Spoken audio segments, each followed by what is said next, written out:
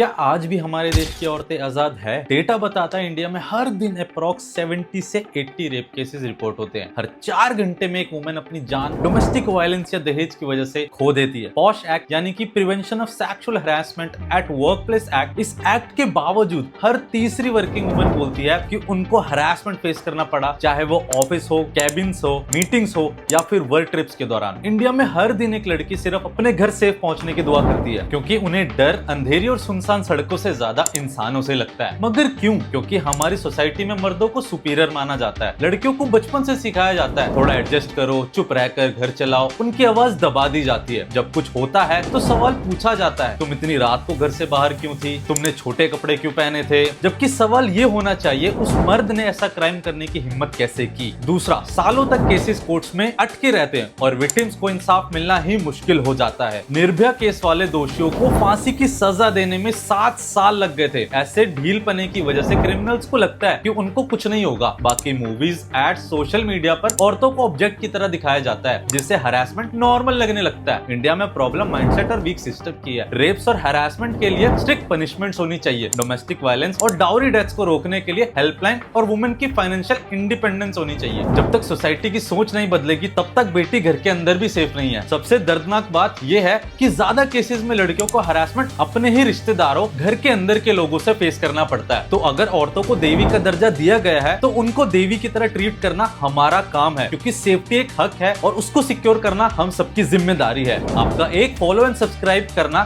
सिर्फ एक नंबर नहीं है, ये एक स्टेप है वुमेन सेफ्टी की अवेयरनेस को बढ़ाने का। आपका एक सिर्फ लाइक बटन दबाना नहीं है, ये सपोर्ट है उन सभी आवाजों का जो न्याय मांग रही है। और आपका एक कमेंट सिर्फ एक शब्द नहीं है, ये डायलॉग है जो सोसाइटी का सोच बदल सकता है। इसलिए फॉलो और सब्सक्राइब जरूर कीजिए ताकि हम अगली बार एक और प्रॉब्लम पर बात कर सके।